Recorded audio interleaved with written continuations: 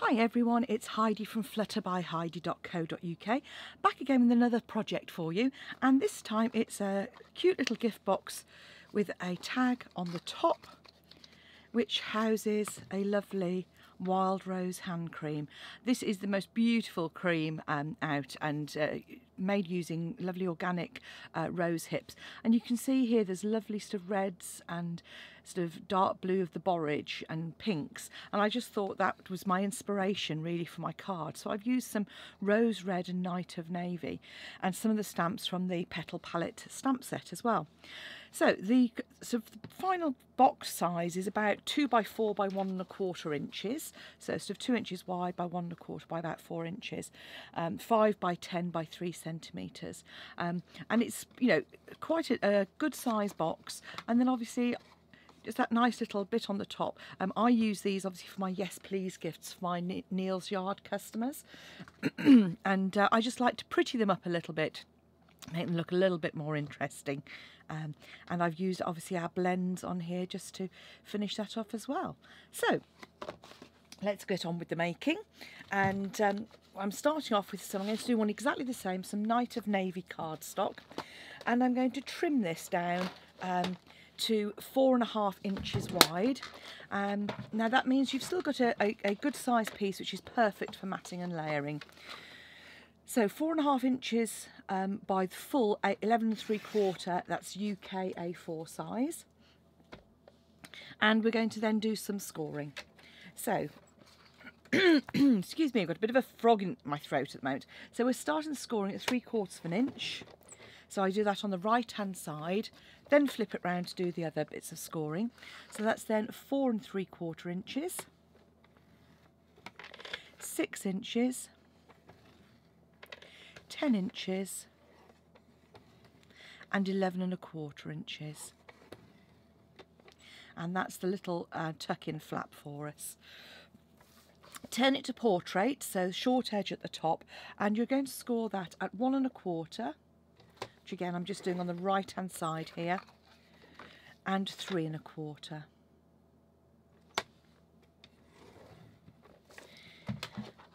Pop your scoreboard away for the moment, we'll need that to cut our layers in a minute, and then we're going to fold up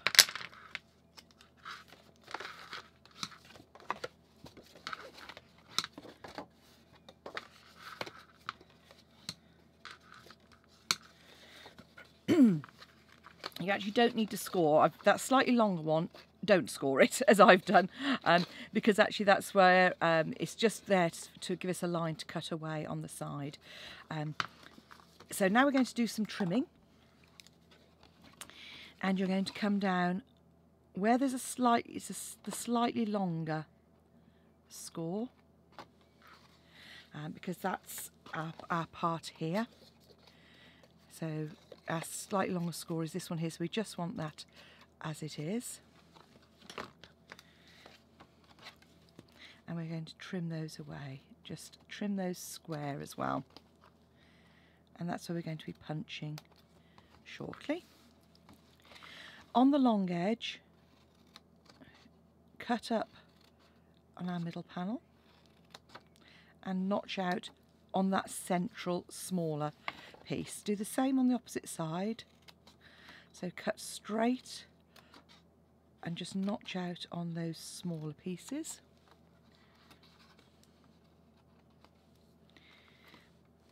And then on this one, you don't want to cut, you want to cut from the end, so we're going to cut down from the top because we want to keep our tabs to tuck in.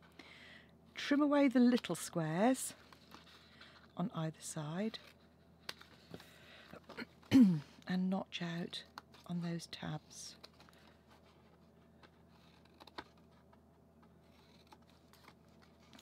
And then just very slightly on the end there as well.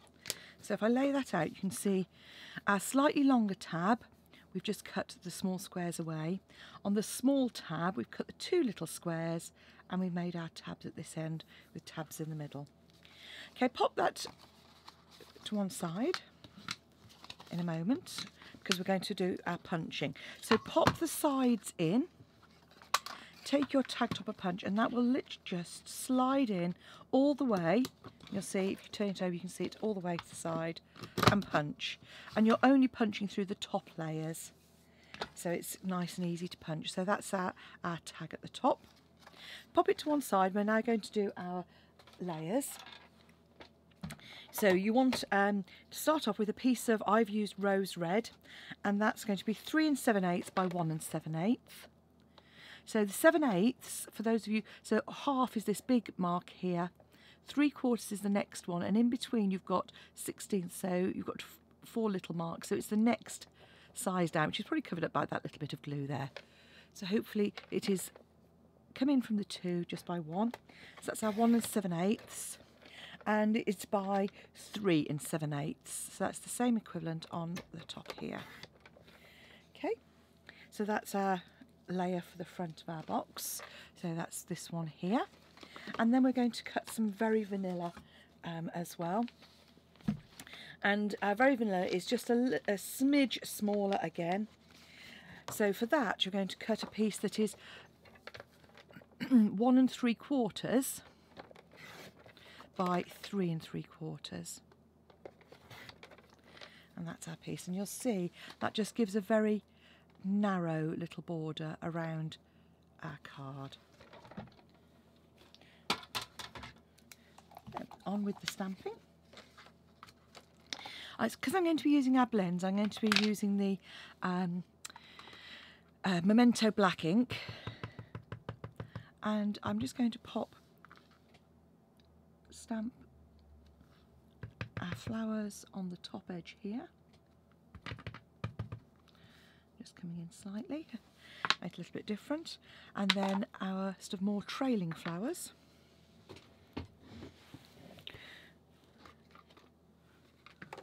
which I've covered up with my block. I'm going to come in from the bottom here. I'm just sort of staggering those down. Okay. So once you've stamped those, just leave those for a few moments just to dry, because they become waterproof once they dry, and they fine to use the alcohol markers. And while that's while we're doing that, we can then stamp our sentiment, which I've stamped in rose red. And actually this sentiment has come from one of our other stamp sets. It's the Birthday Blooms stamp set. I haven't shown the stamp sets. So that's Birthday Blooms, which I'm using the For You. It's a lovely stamp set. And then, as I say, the flowers come from Petal Palette, and this is just one of the stamp sets. It's a 2-part stamp set, but it's got some super flowers in there as well. So, rose red ink, For You. Just stamp that in the middle, and then I'm going to use my 1 1/4 inch punch just to punch that out. Like so. And then with a scrap of rose red cardstock, I'm using our new 1 3/8 scallop punch to punch out a layer. And again, I've gone for the narrow layers on this today, so it is just a tiny little bit of a layer. Then just grab some glue. I happen to have my fuse to hand, and you can just layer that on like so. Pop it to one side for us to use in a moment. So now, excuse me, now we can colour our flowers and leaves. So I'm just going to come in with my old olive markers and just colour those leaves in to start off with the lighter colours. And I have to be careful, because sometimes I get a bit carried away and I end up colouring the flowers as if they're leaves. There we go. But you can always come back in. And I've done the flowers at the top in the sort of blue.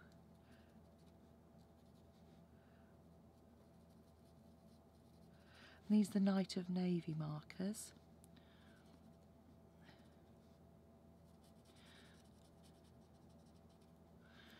And they've got quite a kind of sketchy finish on the Petal Palette stamps.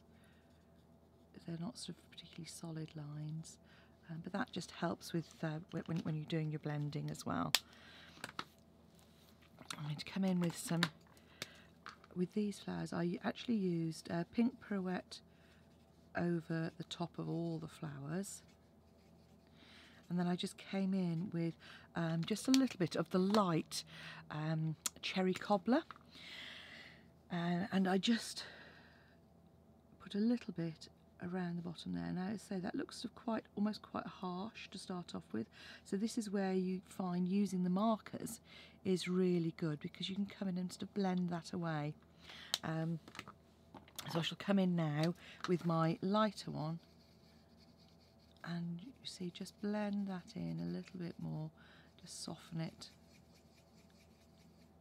There we go.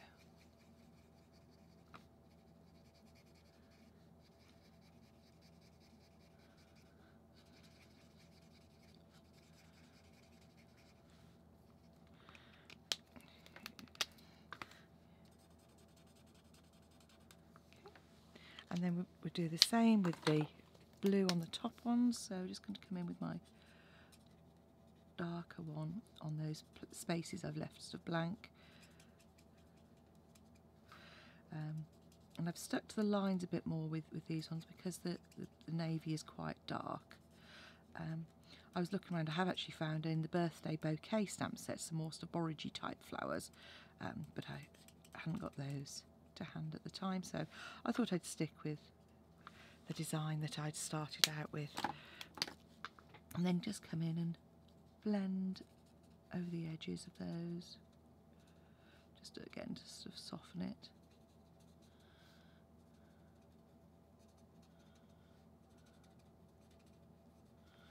Yep.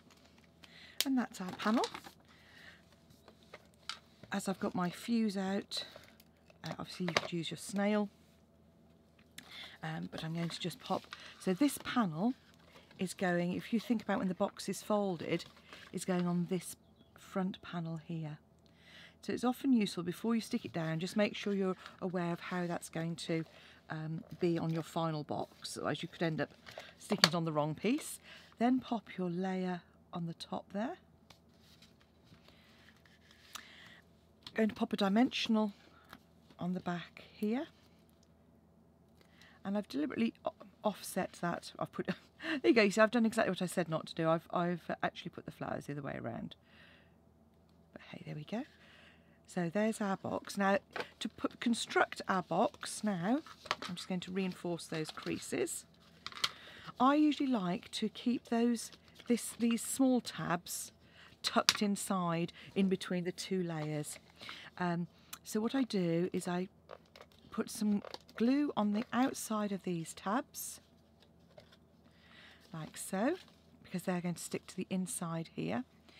And then this is going to be my front panel, and because of that I want these to stick to the outside of the box as well. So fold up our layers. Okay, so you can see that there. Then this just folds around the outside of our box. So just keep it nice and square and close up, and just squeeze at the top. Then these two panels fold in, and your box is now complete. So there you have a pretty box for a hand cream as a gift to someone, with flowers in two different ways.